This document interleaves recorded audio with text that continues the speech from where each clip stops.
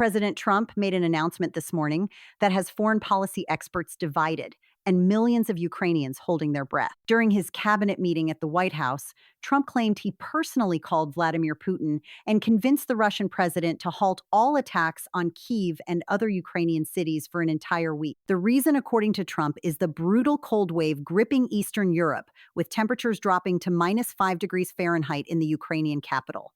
Trump said Putin agreed. He called it very nice. But here is what happened next. The Kremlin refused to confirm anything. Kremlin spokesman Dmitry Peskov was asked directly about any agreement on pausing strikes. He declined to comment. And just hours before Trump made his announcement, Russian drones killed 3 people in southern Ukraine. An apartment building caught fire. Emergency workers battled flames through the night. So we have Trump claiming a ceasefire. We have Russia saying nothing. And we have Ukrainians dying from Russian attacks on the same day as the announcement. What is actually happening here? That is what we are going to explore. This is potentially one of the most significant diplomatic developments in months, or it could be a massive miscommunication. The truth is, right now, we genuinely do not know which one it is. And anyone who claims they do know is not being honest with you. Let me take you through everything we know, everything we do not know, and how we will be able to tell the difference in the coming days. First, you need to understand what Ukraine has been experiencing this winter, because without that context, Trump's announcement means nothing.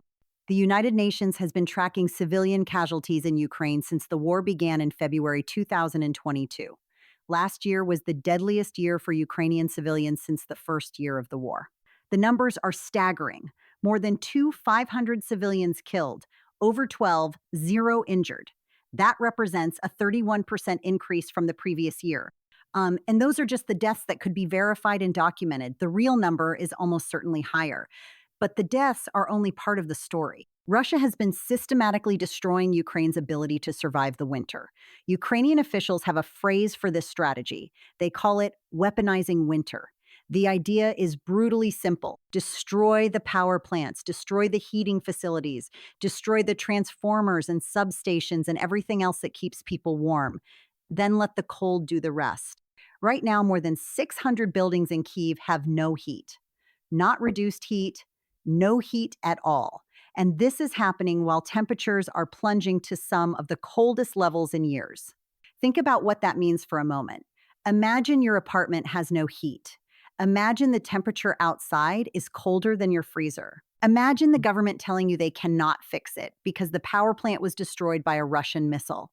Imagine wondering if tonight is the night another missile hits your building. This is not hypothetical. This is what millions of Ukrainians are living through right now. This is the context in which Trump picked up the phone and called Putin.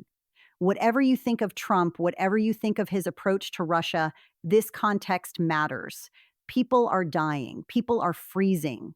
And anything that reduces that suffering, even temporarily, is worth paying attention to. Now, let me tell you exactly what Trump said. During his cabinet meeting, with cameras rolling and his full cabinet present, Trump described his conversation with Putin. He said, and these are his exact words, "I personally asked President Putin not to fire on Kyiv and the cities and towns for a week during this extraordinary cold, record-setting cold, and he agreed to do that." Trump seemed pleased. He mentioned that many people advised him not to make the call. They said Putin would never agree to anything like this. They said it would be a waste of time. But Trump made the call anyway. And according to Trump, he got the result no one thought he could get. The president called Putin's agreement very nice. He thanked Putin for doing it. His special envoy, Steve Witkoff, was at the cabinet meeting. Witkoff has been leading diplomatic efforts alongside Jared Kushner to find a path to ending the Ukraine war. Witkoff reported that recent meetings with Russian officials in Abu Dhabi had made significant progress.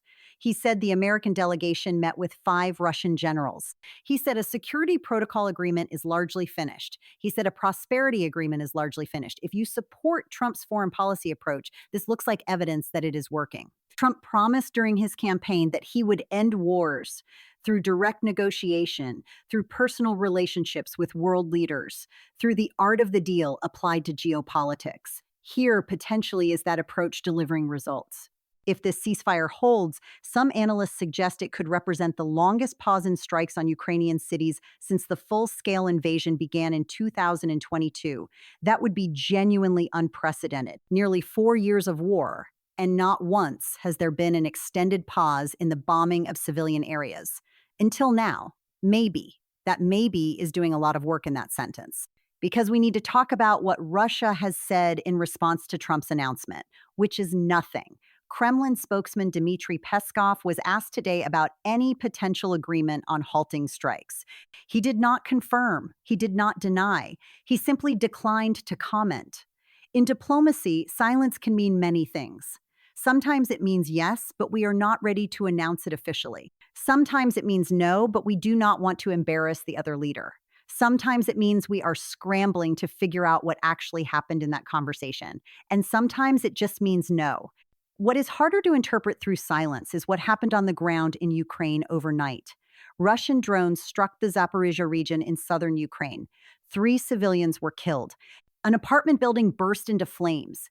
In the Dnipropetrovsk region, 2 more people were injured in separate attacks. This was happening while Trump was preparing to announce that Putin agreed not to attack Ukrainian cities. Now, there are ways to reconcile these facts. Trump did not specify exactly when the 1-week pause would begin.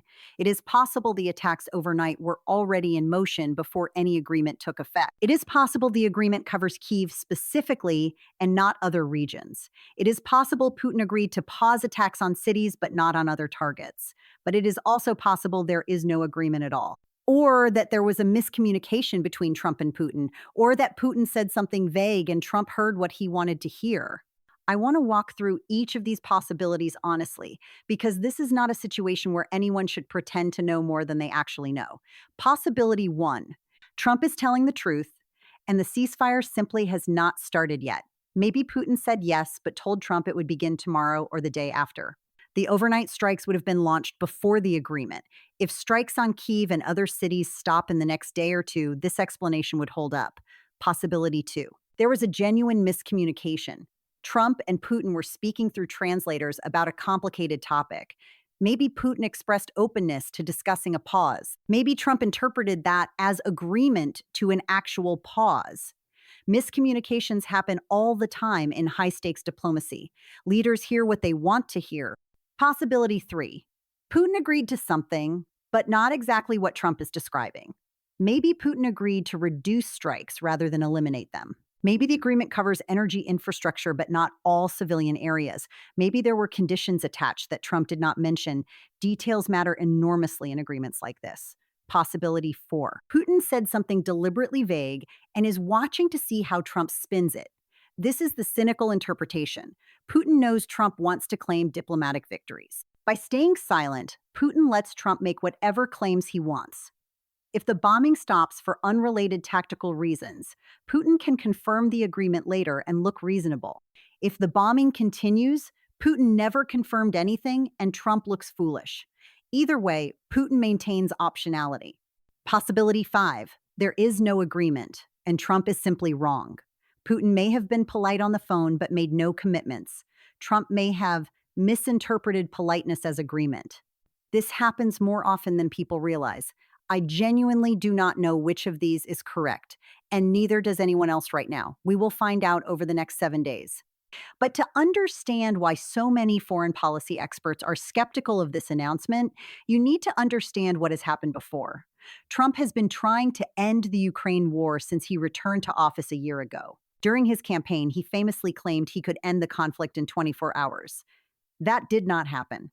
What has happened instead is a long series of diplomatic efforts that have produced limited results. Early in his second term, there were reports of a limited energy ceasefire between Russia and Ukraine. For a few weeks, strikes on power infrastructure did seem to slow down, but that pause did not last. The bombing resumed. Critics pointed out that Russia had used the pause to regroup and prepare new attacks. In March 2025, Ukraine agreed to a 30-day ceasefire proposal pushed by the Trump administration. Russia rejected it. Direct talks between Russian and Ukrainian officials in Istanbul in May produced nothing but a prisoner exchange. Every time it has seemed like progress was being made, something has fallen apart. The pattern is consistent enough that many analysts have stopped taking ceasefire announcements at face value. They have seen too many failed attempts. Putin has consistently demanded conditions that would effectively require Ukraine to surrender. He wants a complete end to Western military aid. He wants Ukraine to permanently abandon any hope of joining NATO. He wants significant territorial concessions. He wants the demilitarization of the Ukrainian army. These are not negotiating positions, they are surrender terms. Critics of the ceasefire effort argue that Putin has learned to use peace talks strategically. Every conversation with Western leaders gives Putin legitimacy. Every pause gives Russian forces time to regroup. Every announcement of progress allows Russia to paint itself as the reasonable party while continuing to pursue its military objectives. From this perspective, today's announcement is not a breakthrough. It is Putin playing Trump. The Russian president knows Trump desperately wants diplomatic wins. So Putin strings him along, agreeing to vague gestures while continuing the war. But there is another way to look at this, and fairness requires that we consider it. What if the skeptics are wrong? What if Trump actually did get Putin to agree to pause attacks on Ukrainian cities during the coldest week of the year? What would that mean? For the families shivering in apartments without heat in Kyiv tonight, 1 week without bombs could literally mean the difference between life and death. This is not an exaggeration. People die in conditions like this: elderly people, children, people with medical conditions that require electricity for their treatment. A week of relative safety could save lives that would otherwise be lost. And there is something else to consider. Whatever you think of Trump's relationship with Putin, that relationship exists. Trump can call Putin. Putin takes the call. They talk. That communication channel is real, and no other Western leader has anything like it. Could anyone else have called Putin and asked for this? Would Putin have agreed for anyone else? These are not rhetorical questions. The answers matter. Trump supporters argue that this is exactly what his presidency was supposed to deliver: not endless war by proxy, not escalation to prove toughness, not ideological rigidity about refusing to negotiate with adversaries. Instead, deal making, pragmatism, results. If this ceasefire holds, it validates their theory of the case. And Trump's critics will have to grapple with an uncomfortable reality. If it works, it works. A week of Ukrainian children not being bombed is objectively good, regardless of who negotiated it or what his domestic critics think of him. So, how will we know if this is real? Here is what to watch for over the coming days. First, watch Kyiv. If Russian missiles and drones stop hitting the capital and surrounding cities, Trump's claim gains credibility. Ukrainian officials will notice. They will report it.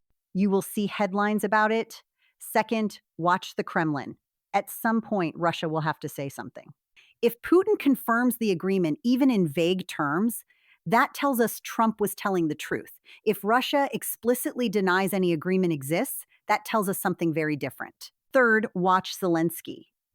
The Ukrainian president has been deeply skeptical of the Trump administration's approach to negotiating with Russia. He has no incentive to give Trump credit for something that did not happen. If Zelensky acknowledges a pause in strikes, that will be significant. Fourth, watch the casualty reports. International organizations track civilian deaths in Ukraine on a daily basis. If the numbers drop significantly over the next week, that will be measurable evidence that something changed. Fifth, watch what happens on day 8. This is crucial. Does the bombing resume immediately? Does Putin use the pause to prepare an even larger attack? Or does the temporary ceasefire create momentum towards something more lasting? Whatever happens with this specific announcement, it points to a larger truth about where the Ukraine war stands right now. We are 35 days away from the 4th anniversary of Russia's full-scale invasion. 4 years. Think about that. 4 years of death, 4 years of destruction, 4 years of Ukrainian cities being reduced to rubble and Ukrainian families being torn apart. And despite all that suffering, the basic situation has not changed. Russia still occupies significant parts of Ukrainian territory. Ukraine still refuses to accept that occupation. Neither side can deliver a decisive military victory.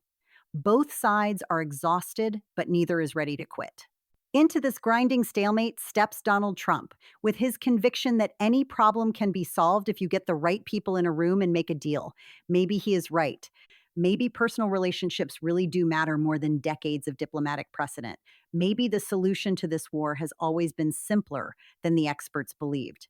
Or maybe the Ukraine war is just not solvable by any American president. Maybe the hatreds run too deep. Maybe the strategic interests are too incompatible.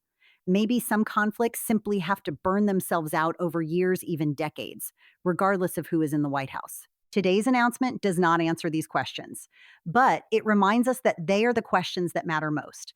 Let me bring this back to where we started. This morning, President Trump announced that Vladimir Putin agreed to stop bombing Ukrainian cities for 1 week because of the brutal cold. The Kremlin has not confirmed anything. Russian drones killed 3 Ukrainians today, and we do not yet know whether Trump's announcement will translate into reality on the ground. What we do know is that for nearly 4 years, Ukrainian civilians have lived under constant threat. They have endured systematic destruction of their infrastructure. They have survived winters without heat, sometimes without power, always without safety, and they have done it with remarkable resilience. If Trump actually managed to give them 1 week of relative peace during the coldest, most dangerous week of the year, that achievement deserves acknowledgement. Even from people who disagree with everything else about his presidency, even from people who believe his relationship with Putin is problematic, a week of not being bombed is still a week of not being bombed. If, on the other hand, this announcement turns out to be wishful thinking or exaggeration or even deception, that failure also matters. Because Ukrainians will have allowed themselves to hope, and having hope betrayed is its own kind of cruelty, layered on top of everything else they have endured. The war in Ukraine has gone on for nearly 4 years without a sustained ceasefire, without a lasting peace, without even a prolonged pause in the killing. Maybe this week will be different. Maybe it will not. But for the millions of people shivering in the dark in Ukraine tonight, the possibility alone is worth something. The next 7 days will tell us whether that possibility was real.